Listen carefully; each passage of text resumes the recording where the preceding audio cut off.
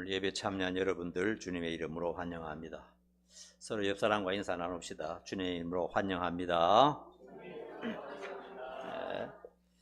오늘은 이제 가정의 달 맞이해서 다시 한번 야곱 가정의 성공, 야곱 가정이 어떻게 성공적인 가정이 되었는가 하는 것에 대해서 말씀을 살펴보면서 우리도 배우는 시간이 되었으면 좋겠습니다.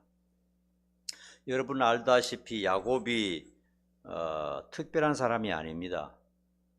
죄도 많고 여러 가지 문제가 많은 사람이었는데 어떻게 여러 가지 난관 중에서 성공적으로 끝을 낼 수 있었는가, 오늘 우리에게 큰 도전이 될 줄로 믿습니다. 야곱은 어린 시절부터 130세 될 때까지 많은 환난을 겪었습니다. 야곱보다 더 큰 고통을 겪은 사람도 세상에 별로 없을 것입니다. 그런데 그가 당한 고통의 대부분은 자신의 잘못, 또 욕심, 죄악 때문이었어요. 야곱이 당한 고난의 대부분은 자기 자신에게 원인이 있었던 것입니다. 그러면은 그가 마지막에 실패한 인간으로 막을 내렸나요? 아니라는 것입니다. 그런 의미에서 우리에게 소망이 되는 것입니다. 야곱은 결과적으로 그의 가문을 영광스럽게 만들었어요. 그리고 개인적으로는 가장 거룩한 그런 인물이 되었다 하는 것을 창세기를 통해서 우리는 잘 알 수가 있습니다. 지난주에 우리는 야곱의 아들 요셉에 관한 설교를 했습니다. 요셉도 자기 아버지만큼 많은 고생을 했어요. 그런데 요셉은 자기의 잘못으로 당한 고난이 하나도 없었어요. 전부 자기 부모, 자기 형제들, 또 주변의 사람들 때문에 당한 고통이었는데 자기가 잘못해서 당한 고난이 전혀 없었습니다. 그러면 요셉의 결과는 어떻게 되었나요? 요셉은 영광스러운 인생이 되었습니다. 그러니까 남의 잘못이든 자신의 잘못이든 문제는 하나님의 약속을 붙잡았을 때 결과적으로 합하여 선을 이루게 된다 하는 사실을 말씀을 통해서 배울 수가 있어요. 자기 잘못 때문에 당한 고난의 끝에 가서는 성화되는 인간이 되었고, 남의 잘못을 통해서 당하는 고통을 잘 견딘 사람은 영광스러운 사람이 되었다 하는 것을 알 수가 있습니다. 일생에 환난 풍파가 많았지만은 중요한 것은 오늘 읽었던 말씀, 하나님의 약속이 있습니다. 하나님의 약속을 잊지 않고 붙잡고 다시 일어났을 때 해피엔딩으로 끝났다 하는 것입니다. 여러분, 야곱에게 주신 약속이요, 오늘 우리에게 주신 약속입니다. 우리가 가진 성경은 전부 하나님의 약속입니다. 야곱에게 주신 약속은 띄엄띄엄이죠. 가끔 한 번씩 하나님 나타나셔서 말씀으로 들려주셨지만 우리가 가진 성경은 완전한 약속이 기록된 말씀입니다. 그러므로 여러분, 우리가 중간 삶에서 젊었을 때든지 어떨 때든지 고생이 많지만은요, 고생이 많다 하더라도 끝이 좋아야 돼요. 끝이 좋으면 다 좋은 것이 되는 것이다 하는 것입니다. 그러면 오늘 야곱 가정의 환난부터 몇 가지 살펴보도록 하십시다. 첫 번째, 야곱은 형을 속이려고 하다가 에서 형이 죽이려고 하는 바람에 도망을 쳤어요. 아버지를 속이고 형을 속여서 내가 복을 차지하겠다 하는 그런 태도는 좋은 태도가 아니에요. 불신앙적인 태도입니다. 하나님의 복은 그렇게 해서 받는 게 아닙니다. 하나님의 복은 말씀에 순종할 때 저절로 따라온다 하는 사실을 알아야 되는 것입니다. 하나님의 말씀을 사랑하고 말씀에 순종하는 삶을 살기만 하면 하나님의 복은 저절로 따라오는 것입니다. 야곱은 죽음의 공포에서 수천리 먼 길을 맨손으로 도망치는 환난을 자초한 것입니다. 거짓말하는 바람에. 그럼에도 야곱이 그 당시에 당한 그 심적인 공포와 두려움은 상상할 수가 없을 정도였다 하는 것입니다. 그 다음에 야곱이 또 고난을 당한 것은요, 외삼촌 집에서 20년 동안 살았는데 거기에서 4명의 아내를 얻었습니다. 4명의 아내를 얻었는데 어쩌다 4명입니다. 어쩌다 자기도 모르는 사이에 4명의 아내를 얻게 된 것입니다. 그때 당시에는요, 결혼을 주로 이 친족 결혼을 했습니다. 사촌, 특별히 사촌 간의 결혼이 많았어요. 성경에 그렇게 하라고 했습니다. 요즘도 중동에 가보면요, 사촌 간에 결혼하는 것이 많아요. 사촌 간. 외사촌이라든지 친사촌이라든지 이렇게 결혼한 예들이 많이 있습니다. 야곱이 원한 여성은 라헬인데 라헬 하나뿐이었어요. 그런데 외삼촌에게 속아서 원치 않는 아내를 얻게 된 것입니다. 야곱은 한 여자를 얻기 위해서 14년 동안 아무런 보수도 없이 노예처럼 살았어요. 대단하죠? 한 여자를 얻기 위해서, 사랑하는 여자를 얻기 위해서 14년 동안 소처럼 일만 하면서 그렇게 보수도 없이 살았습니다. 그러므로 여러분, 그런 수고 없이 아내를 얻은 사람은 감사해야 됩니다. 아내 얻는 것이 쉬운 게 아니에요. 남이 키우는 아내를 자기 것으로 얻는 것은 쉬운 일이 아닙니다. 그러므로 항상 감사하는 마음을 가져야 되겠어요. 그런데 그 외삼촌은 자기가 좋아하는 아내가 아니라 싫어하는 사람을 아내로 삼도록 교묘하게 술수를 부려서 아내를 억지로 만들어 버렸어요. 여러분, 싫어하는 사람과 결혼한다거나 함께 산다는 것이 얼마나 고통스러운 일입니까? 제가요, 외국에 갔다 오니까요, 외국에 1, 2년 갔다 오니까 친한 친구가 결혼을 했는데 제가 갔다 오니까 결혼한 지 한 달 정도밖에 안 됐어요. 나도 젊을 때는 참 좀 이상한 데가 있어요. 그런 집에 가서 같이 잤어요. 친구와 나하고 같이 자고 그 아내는 다른 방에 자고. 그런 일들이 몇 번 있었어요. 지금 생각하면 참 웃기는 일인데 그때는 어떻게 그런 식으로 가서 뭐 며칠간 묵기도 하고 그렇게 했어요. 참 왜 그랬을까 하는 생각인데 그때는 그렇게 했어요. 그리고 그 친구가 얘기하는데 정말 원치 않는 결혼을 했다 이거예요. 원치 않는 결혼을 해서 서로가 지금 죽겠다는 겁니다. 굉장히 고통스러워하고 그냥 막 이 친구가 울면서 자기 아버지한테 전화해서 막 그 어려운 얘기를 막 하고 그렇게 했어요. 저도 그날 밤에 같이 있으면서 그 친구의 얘기도 듣고 그 친구의 아내 되는 사람도 얘기도 듣고 밤새도록 같이 얘기를 하면서 우리의 삶이 너무 힘들다, 도저히 못 살겠다, 무슨 이유인지는 몰라도 그렇게 했습니다. 그러다가 몇 달 있다가 헤어지고 말았어요. 너무나 안타까운 일이었습니다. 여러분, 싫어하는 사람, 꼴도 보기 싫은 사람과 결혼해서 산다는 것이 여러분, 사람으로서 여러분 너무나 어렵습니다. 싸우고 미워하고 다투는 가정생활이 얼마나 큰 환난입니까? 온갖 병이 다 걸리는 것이죠. 여러분, 인간에게요 갈등이 있다 하지만요, 어떤 것보다도 인간 대 인간의 갈등이 가장 큰 고통이죠.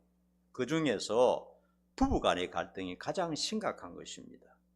그런데 야곱은 자기가 원치 않는 사람, 싫어하는 사람들과 억지로 강제로 자기도 모르는 사이에 그냥 결혼이 돼버렸어요. 그러니까 그것도 한 사람도 아니고 네 사람. 얼마나 힘들고 고통스러웠을까 하는 것을 상상할 수가 있습니다. 그 다음은 세 번째로는요, 외동딸이 하나 있었는데 성폭행을 당했어요. 얼마나 고통스러운 일인지 모릅니다. 지금으로부터요 한 5년 전에 인천에서 여중생이 집단으로 성폭행 당했다 하는 그런 사건들이 있었습니다. 여러분들이 아마 알 겁니다. 저도 뉴스 같은 데서 보고 참 너무 참담함을 느꼈어요. 너무나 참 고통스러웠어요. 그 여중생이 막 폭행도 당하고 또 술을 억지로 먹여가지고 실신 상태가 되는 그 모습이 그냥 신문에 방송에 막 나왔어요.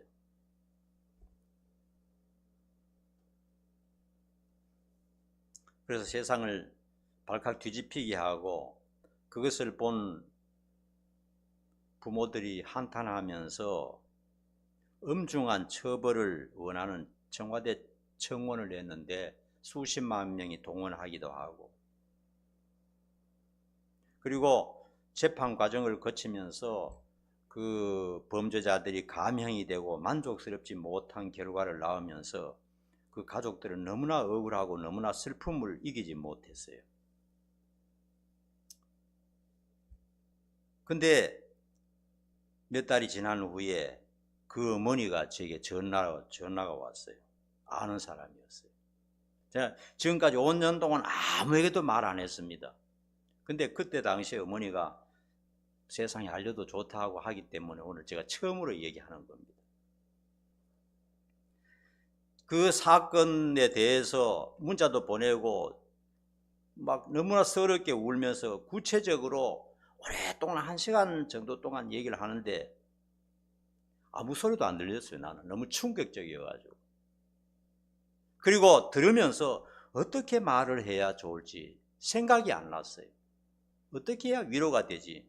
위로할 수 있는 말이 없었어요. 그 상황이 되면은 무슨 소리가 들리겠습니까? 얘가 그냥 실신해서 길바닥에 쓰러져서 누워있는 게 그냥 사진으로 올라왔는데 그 엄마의 마음이 어떻게 했을까요? 그래서 저는 그냥 묵묵히 1시간 동안 듣기만 했어요. 구체적으로 얘기하는데 무슨 얘기인지 전혀 생각이 안 나요. 무슨 말을 해야 좋을지도 모르겠고요.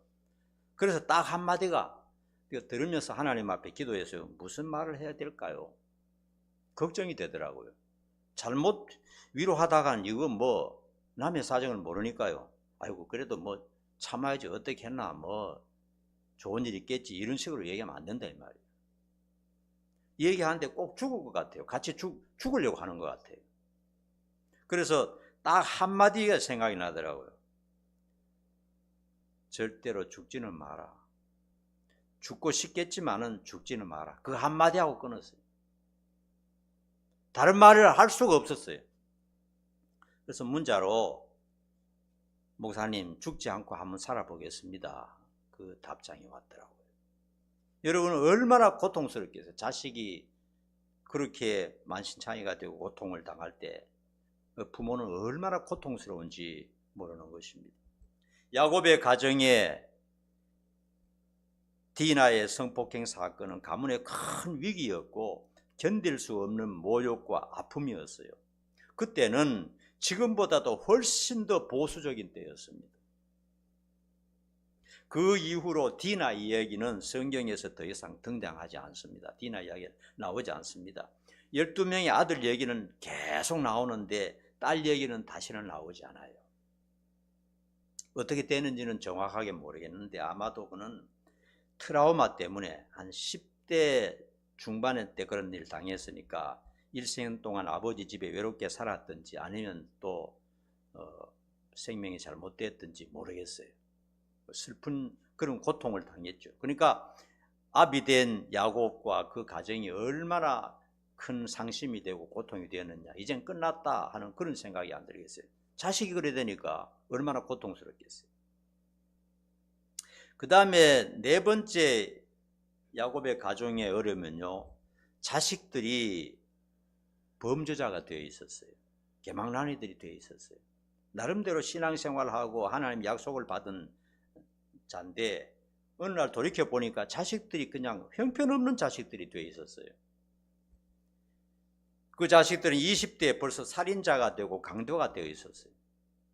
자기 여동생을 폭행한 자들에 대한 보복으로 그 아들들이 가서 수백 명을 그냥 살해해 버렸어요. 그리고 그들의 재산과 가축을 그냥 빼앗아 왔어요. 그러니까 살인 강도들이죠. 야곱이 아무리 가정을 든든히 세우려고 애쓰고 노력한들 무슨 소용입니까? 자식들이 강도가 되었고 살인자가 되고 깡패가 되어 있는데 아무리 재산을 모으고 아무리 욕심 내보고 아무리 성공한들 자식들이 그렇게 되는데 그게 무슨 성공이겠습니까? 뿐만 아닙니다. 지난주에 공부한 대로 형들이 동생을 미워해서 인신매매로 팔아넘기는 악까지 저지르게 되어서 여러분 한번 생각해 보세요. 그 가정에 그 자식들이 어떤 놈이었는지 한번 생각해 보세요. 이만큼 타락하고 악한 사람들이 세상에 어디 있겠습니까? 그것도 하나님을 믿는 선택된 가정의 말입니다. 그 외에도 성경에 보면요, 야곱은 개인적으로 가정적으로 너무나 많은 고통을 겪었습니다. 130세에 자식을 따라서 애굽에 갔죠. 애굽에 가서 왕 앞에 갔습니다. 왕 앞에 가서 하는 말이 뭡니까?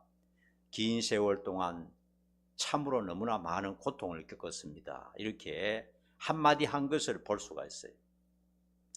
야곱은 개인적으로 가정적으로 너무나 많은 시련을 겪었고 죄도 저질렀고 욕심도 많이 부렸고 하나님과 헛된 길로 많이 나갔던 그런 인생이었어요. 자, 그러면 야곱은 그런 환난 중에 무너지고 말았나 하는 것입니다. 우리가 생각할 때는 하나님의 선택받고 사랑을 받은 자가 이 정도 되면 하나님이 쳐서 그냥 내버릴 것 같은데 대답은 아니라는 것입니다. 야곱은 유달리 고난을 많이 겪었지만 어떻게 마지막에 가서 성공적으로 매듭을 지었는가, 이것이 지금 우리가 살펴보고자 하는 그런 내용입니다. 첫 번째로 어떻게 해서 야곱이 성공적인 가정을 이루느냐, 고난 중에도 인내했다 하는 것입니다. 여러분요, 요즘 젊은이들은요, 조금만 뭔가 마음에 안 맞으면 쉽게 가정도 그냥 파괴시켜 버립니다. 이혼도 해버리고요. 직장 다니다가 조금 마음에 안 들면요, 뛰쳐나오기도 하고요. 그걸 견디지 못하는 거예요. 몇 달, 몇 년 기다려보면 또 좋은 길이 열릴 텐데 그걸 인내하지 못하는 겁니다. 야곱은 포기할 수 있는 그런 과정에 있었지만은 인내를 끝까지 인내했습니다. 하나님의 약속을 붙잡고 자기가 원치 않는 아내 내버리지도 않았습니다. 4명을 그대로 보호했죠. 그리고 자식들에 대해서도 원망하고 불평하지 않았습니다. 여러분, 배우자와 자식 탓하면요, 해결이 안 돼요. 자기 마음에 들지 않았지만은 처자식에 대해서 원망하고 불평하지 않았다는 겁니다. 마음에 안 들었어요. 싫었음에도 불구하고 야곱은 그렇게 하지 않았어요. 그는 하나님의 약속을 생각하면서 이 모든 것의 원인자가 내 자신이다 하는 것을 깊이 성찰한 것입니다. 내가 하나님의 말씀대로 안 했어. 하나님 앞에 서원하고 바로 살지 못했어. 하나님 중심으로 산다 그랬지만 물질 중심으로 살았고 내 욕심을 먼저 챙겼어. 결국은 원인은 나한테 있어. 그렇게 생각하면서 시련들을 참고 자신을 돌아보는 기회로 삼으면서 인내했다 하는 것입니다. 그러므로 여러분, 우리도 가정적으로 무슨 직장적으로 세상 속에서 어려움이 있을 때 하나님의 약속을 붙잡고 내가 너와 함께 있다 하는 그 약속을 붙잡고 인내해야 된다는 겁니다. 인내하면 인내하는 사람이 결국은 이기게 돼 있어요. 그 순간을 이기지 못해서 그냥 화를 내고 뒤집어 버리면은 죽도 밥도 안 된다 하는 것입니다.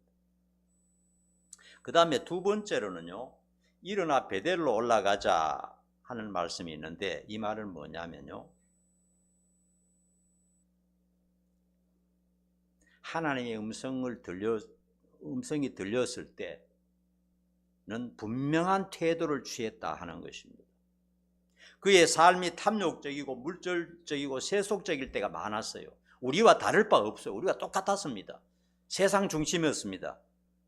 겉으로는 신앙생활을 한다고 하지만 내 속에는 물질 욕심, 탐욕, 그리고 뭔가 세상에서 남과 이기려고 하는 그런 것들로 가득 차 있었어요.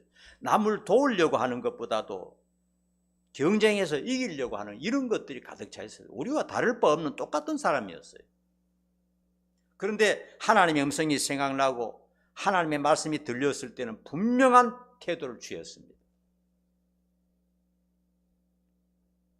그는 자신이 하나님 앞에서 부끄럽고 처자식 앞에서 면목이 없다는 것을 알고 있었어요. 여러분, 부모된 우리가 그럴 때가 있어요. 저한테도 참 부끄럽고 자식한테도 민망스러운 그런 모습들이 있는 것입니다. 야곱은 못난 아비였고 부족한 남편이었지만 어떤 결단을 내릴 때는 분명한 태도를 취했습니다. 그리고 우물쭈물하지 않고, 얘들아, 나도 잘못했고 너희들도 잘못했다. 우리 회개하고 하나님 앞에 바로 나가자. 아주 단호한 태도를 보여주었습니다. 우리 지금부터 교회 잘 다녀야 돼. 신앙생활 잘 해야 돼. 기도생활 해야 돼. 말씀 중심으로 살아야 돼. 나도 지금까지는 잘못해서 회개한다. 너희들도 바로 하자. 단호한 태도를 취했을 때 처자식들이요, 망나니였지만 따라주었어요. 애매모호한 태도를 취하면 안 따라줍니다. 신뢰가 안 되기 때문에. 그래서 기도하면서 자기의 잘못을 처자식한테 솔직히 고백하고 처자식을 설득했을 때 모두가 따라주었습니다. 여러분, 성경을 읽어보면요, 야곱의 그 아내들이 전부 다른 신을 섬기고 있었어요. 미신 우상 숭배를 하고 있었어요. 그러니까 그 자식들도 전부 그런 식이었습니다. 가정이 믿음으로 통일되지 못했어요. 그런데 어떤 단호한 태도를 가지고 가장이 딱 앞서서 정색을 하면서 나갔을 때 처자식들이 우상을 집어 던지고 따라줬다 하는 것입니다. 이것이 바로 야곱의 위대한 점입니다. 그리고 가장 중요한 것은요, 12명의 자녀 모두를 훌륭하게 만들어서 이스라엘의 기초로 삼았다 하는 것입니다. 이것은 정말 기적적인 일입니다. 놀라운 일이에요.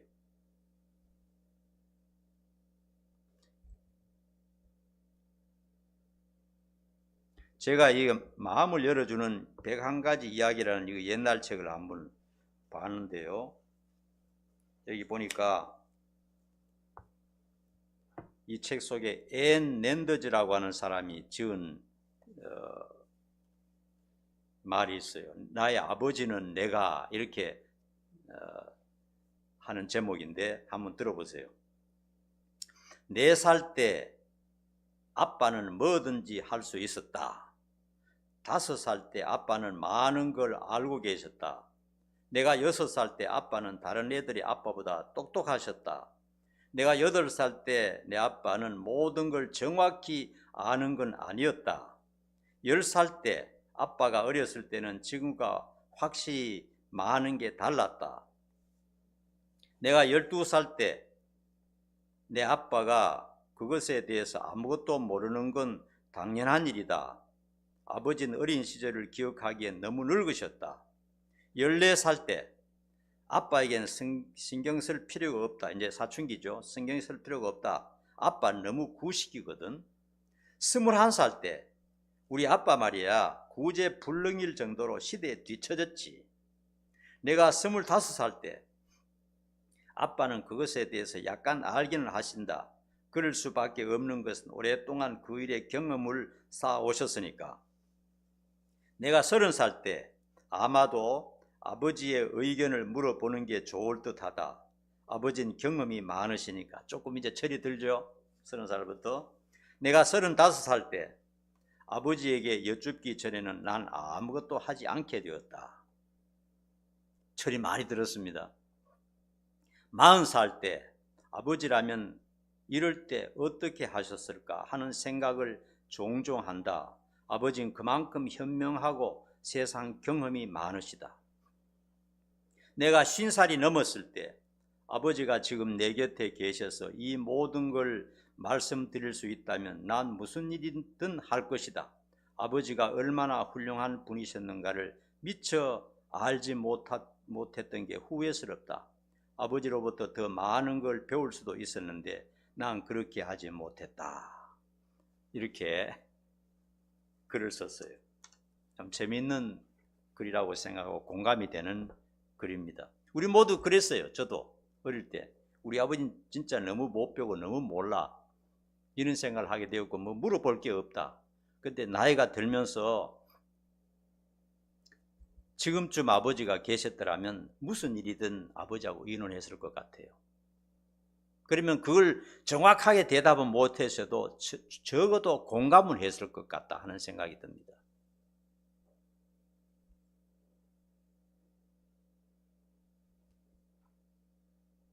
야곱은 젊을 때는 좋은 아버지가 못 되었어요. 그런데 12명의 자식들을 훌륭한 위대한 인물로 키워놓은 것을 보았을 때 그가 얼마나 위대한 아버지였는가 하는 것을 알게 됩니다. 여러분, 아브라함이 위대하다고 하지만요 8명 중에 1명밖에 못 구원시켰어요. 7명은 전부 저 중동의 아랍 사람들로 만들어가지고 지금 이스라엘을 공격하는 저런 사람들이 되었죠. 전부 아랍 사람들, 아브라함의 후손들이에요. 전부 다. 딴 사람들이 아니에요. 전부 형제들입니다. 이삭 단 2명의 형제 중에 1명만 구하고 1명은 못 구했어요. 자식들을 그렇게 구원시키는 게 결코 쉬운 일이 아니죠. 마음대로 안 되는 겁니다. 그런데 야곱은요 그 형편없는 개망난이들, 진짜 살인자들, 진짜 깡패들, 진짜 도둑놈들, 이런 놈들을 한 명도 잃지 않고 구원할 뿐만 아니라 이스라엘의 12기둥으로 만들었다 하는 것입니다. 여러분, 이것보다 더 위대한 사람이 어디 있습니까? 세상에 대통령하고 권세 잡고 뭐 재벌했다고 그게 위대한 사람입니까? 아닙니다. 자기에게 주어진 자식을 구원시키는 것, 그것보다 더 위대한 사람은 세상에 아무도 없어요. 그러므로 이스라엘의 진정한 선조는 아브라함이 아니라 야곱입니다. 야곱이 바로 다른 이름이 하나님이 지어주신 이름이 이스라엘 아닙니까?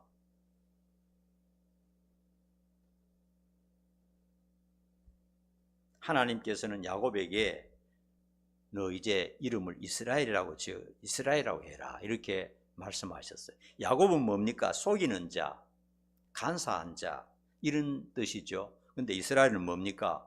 위대한 자, 하나님과 겨루어 이긴 자 이런 거 아닙니까? 하나님께서 그렇게 이름을 바꾸어 주실 정도가 되었습니다. 여러분, 야곱의 아내와 자식들은 정말 유별나고 잔혹한 자들이었습니다. 절대로 돌이킬 수 없는 그런 자들이었어요.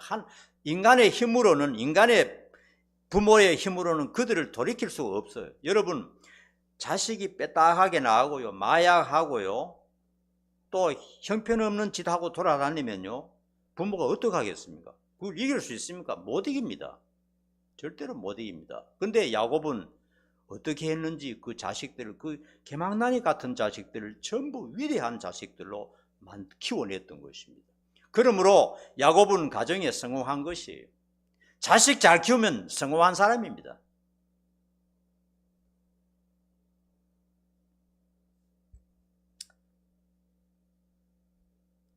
야곱은 자식을 올바른 신앙인으로 키우는